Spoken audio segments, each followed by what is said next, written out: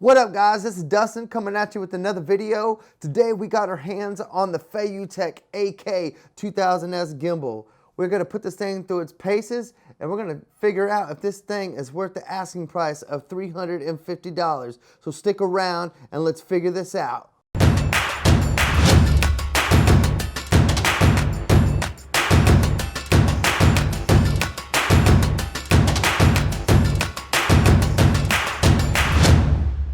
Alright guys, we have the Feiyutech AK2000s here. Now when I took this out of the box, I was like, wow, this thing is a thing of beauty. The finish on it is really superb. It's got a smooth feel to it. The rosewood accent on the handle is very, very nice. And the touchscreen LCD is a lot better than you would imagine. It does come with the upright handle. Bad thing is that you put it on and off with screws. Good thing is they have supplied the Allen key and a little notch for it that goes into the handle itself. So it's all held in there by magnets, so you always have it with you when you want to use a handle. It does have a 1/4 inch screw hole in the top of the handle, which is where I like to put my monitor. The aluminum on here is very nice. Even the tripod is made of aluminum. It's very sturdy. It does have internal batteries, which is something I don't like, but I do like at the same time because of the fact that I can charge it through this charging port with any 5-volt charger I have. The only thing that's really made of plastic on this whole thing is like this cap that goes over the front here. That's why this thing is actually pretty heavy though, as far as like the Weebill S is concerned, because of the construction of this thing. There's no squeaks, there's no flexing at all like I do get a little bit with the Weebill S.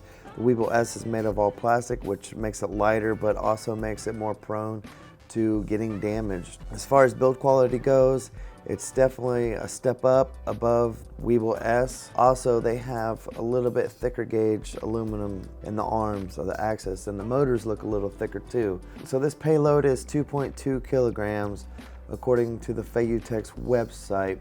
And the Weebill S does not give any sort of payload. They just give you a list of compatible lenses and cameras. But the only thing I will give so far to the Weebill S is the clearance. It seems to have a little bit more clearance from the camera to this back plate.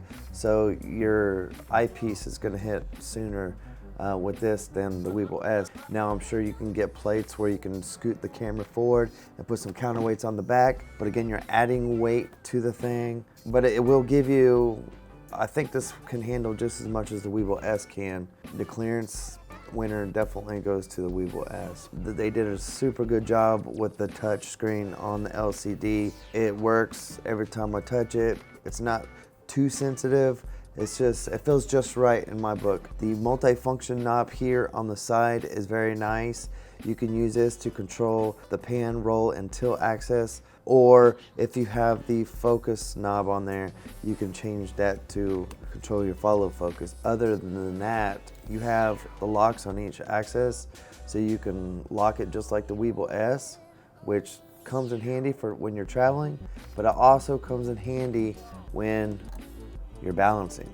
When you go to do your auto tuning and stuff like that, and you notice one of your motors, your tilt motor is higher, it's using a lot more power than maybe the others, that could mean that that's not balanced as well, or it could just mean that you accidentally left one of your motors locked down. Right now I'm using the Sony camera, the A7 III, with the stock 28-70 lens, so it's not a heavy setup by any means. And when I do the auto tune on it, I'm barely using like 1/4 of the power of these motors. So this thing can definitely handle a lot more weight, but the clearance thing is going to be the biggest issue. And I think probably small rig or something like that will make like adapters you can use in the counter weights and all that good stuff if you have like larger setups. We have an Arca Swiss mount on the top. The plate on there, the screw back here is real smooth. Like I said, the locking axis are real good for balancing. I like to lock my pan and tilt axis because I always like to do the roll axis first. And once you do get it balanced, you'll want to go through the settings here and auto-tune this for your specific payload that you have on top. It will adjust the motor strengths of each axis for you, so they will run as efficient as possible and not give you any problems. So the auto-tune feature is very nice, and I've noticed, more gimbals starting to do that. Also, I have to tell you that my camera's USB port is pretty much burnt out. I will not be able to do any test features as far as connecting the camera through the gimbal through a wired connection. But one good thing is that this thing has wireless connection, which I found really relieving. Right now, I'm able to connect wirelessly to the gimbal and be able to control things like start and stop record, take a picture, my ISO, white balance, and exposure compensation. So as far as all that goes, the build quality is actually superb. I really dig the accent handles. Even though it's a little heavier, I appreciate the better build quality. These gimbals aren't produced to eliminate footsteps, all right? They do not have the capability right out of the box to eliminate footsteps. They do, however, sell, not Feiyutech, but third-party companies sell arms that go on both sides, and they have spring-loaded system in there to eliminate some of the footsteps, but it's not perfect either. They will only eliminate about 30% of the footsteps you put in there. So when you're doing this, practice, practice, practice. And I am rambling, so we are going to move on to the next phase, and that is going through the menu. We're gonna press the power on button and hold it down. As you can see the logo come up, and it's a super quick start. If you're like a run and gun shooter, this thing starts up quick, it's great. Okay, so first it's gonna bring you to your modes. It immediately starts in pan follow mode. If that's something you don't want, you can hit this button down here and it'll switch it to lock mode. That button with one press will switch between pan mode and lock mode. Pan mode, lock mode. Now to use that button to get to the tilt pan mode, you double press it. Now in order to get to the POV mode or all follow, you triple click. In order to get back up, hit it once and you go back in the pan follow mode. Now you can use that button if you want, or you can simply just touch the mode you want on here. Don't want to have to worry about triple clicking or double clicking. I'll just go into the modes I want to go into, okay? Simple as that. Now, of course, you got your shutter button in the middle, and then over here, if you have a wired connection, that'll switch you from video mode to picture mode. You see the camera? If that is lit, that means your camera is connected to your gimbal wirelessly. If the Bluetooth symbol is lit up, that means you have your app on and your app is connected to your gimbal. That third mode over there with the arrows, that is for your multifunction knob.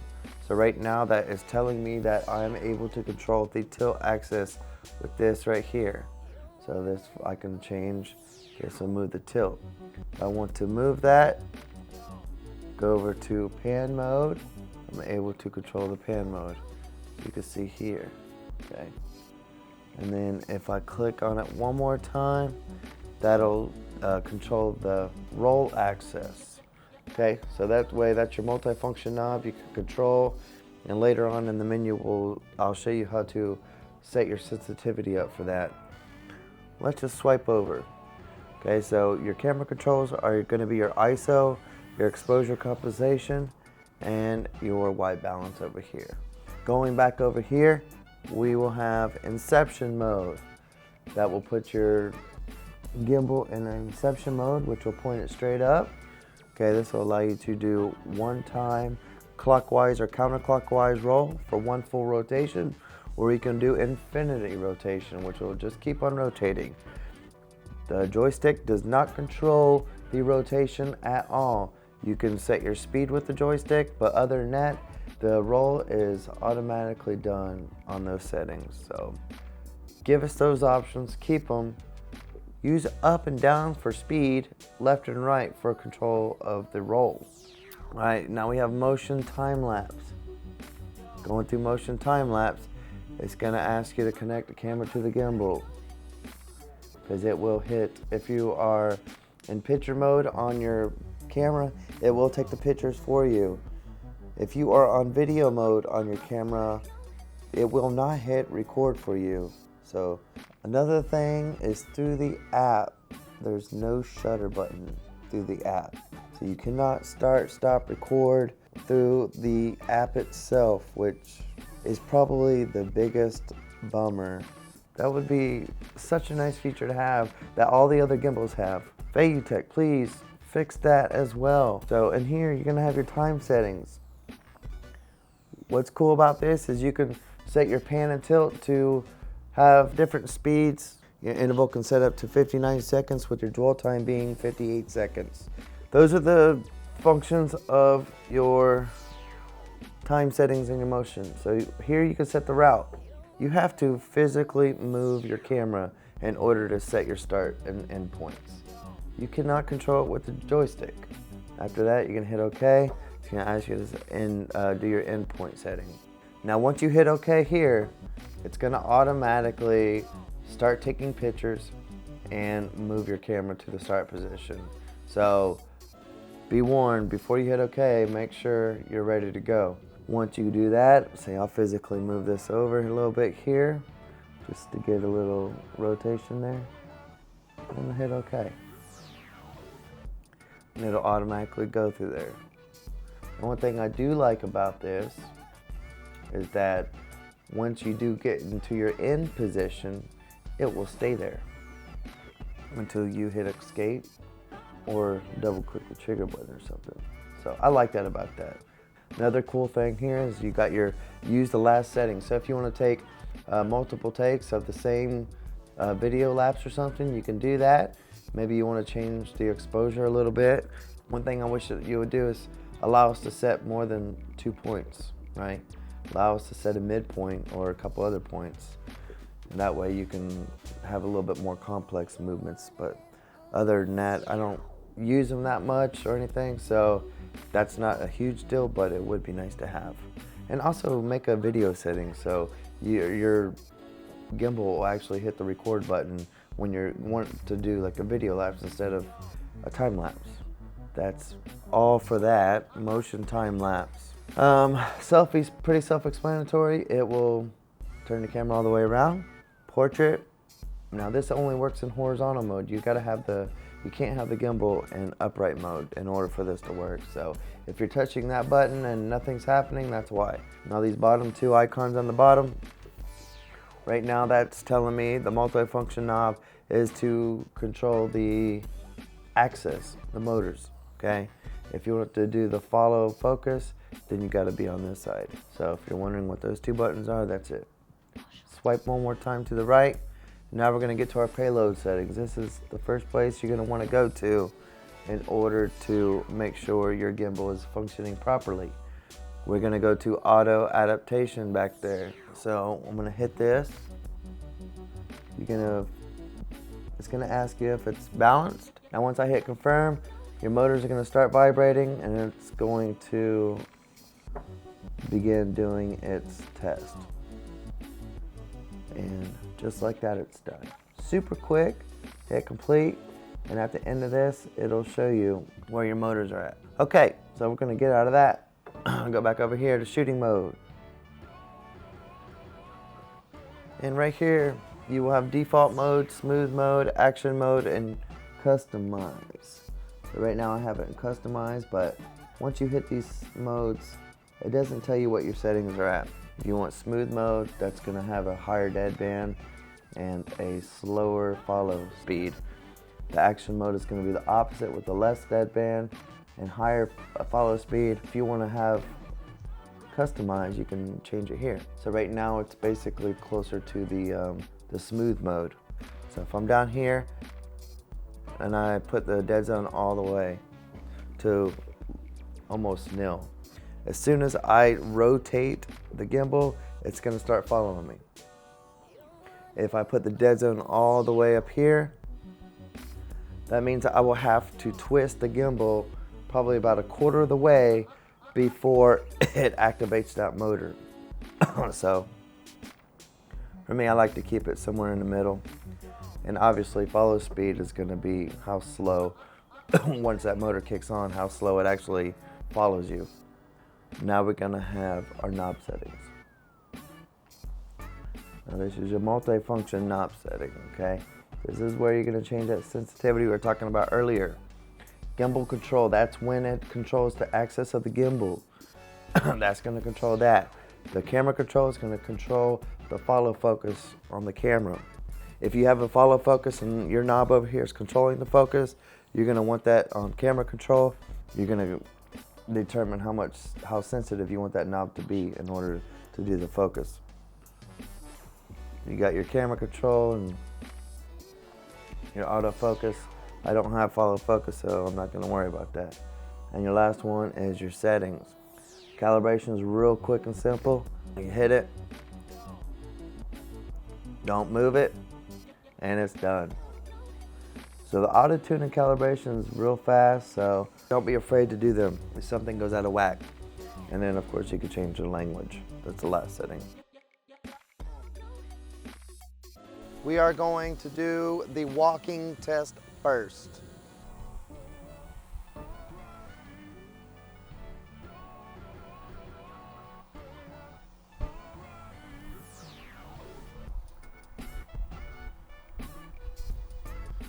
I'm walking right now.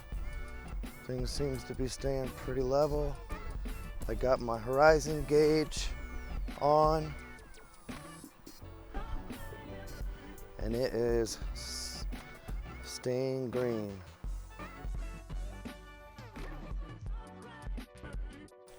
All right guys, so this is the vlogging setup. Right now, I'm just kind of walking with the gimbal in hand, just seeing if, hopefully I'm in frame and I'm in focus. I can't see that right now. But if you're a vlogger, this is gonna get heavy really quick, so I don't think this is really a viable option, unless you're just gonna do short takes and stuff here and there, but hopefully it's stable. This is what it looks like. We'll be the judge of it when we get back to editing. All right guys, this will be the running test.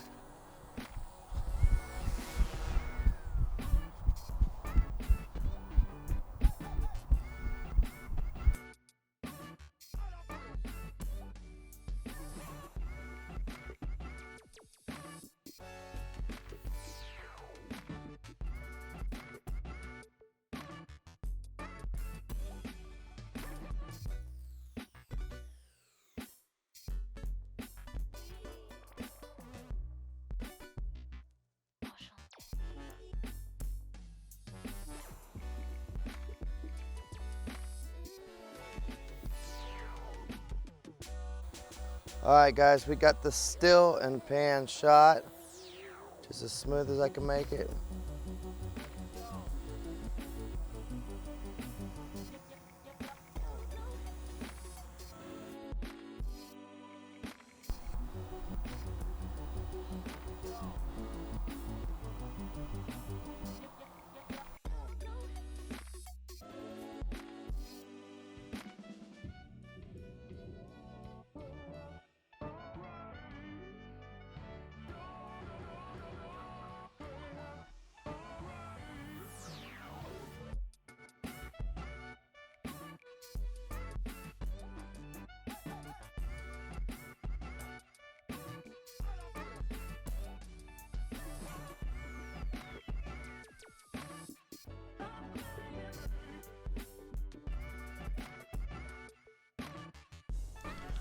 All right guys, so we are at the end of the video and we need to come up with a conclusion. Now just based off my experience with gimbals, I've had the Crane 2, the Weeble Lab, the Weeble S, and now the Feiyutech AK2000s. And I can all tell you that they're all pretty solid performers besides the firmware issue with the Weeble S, which I think has been cleared up at this point. It keeps its horizon, so that's really important for a gimbal to do. It does every function like it's supposed to. So there's no complaints there. I myself have some work to do with my footsteps. Now I came into this having a little bit of experience, but when you guys come into these situations with expectations that you're gonna get the same result from a $350 piece of equipment that you would from a $10,000 piece of equipment, you're always going to be disappointed. So for $350, I believe this thing definitely performs well. It looks great, and I definitely think it's worth the asking price of $350. Hopefully this video helped you guys make some kind of purchasing decision. Whether it be this gimbal or the Weeble S or any other gimbal, just go out there, practice, and get to making videos. Quit blaming the equipment. Go out there, practice, practice, practice. Your videos will come out better the more experience you have. Just like me, I need practice. I need more experience to get better videos out there for you guys. So just go out there and make some videos, guys. Be happy. All right? Spread the love. Hopefully this helps. You guys have a good day. Thanks.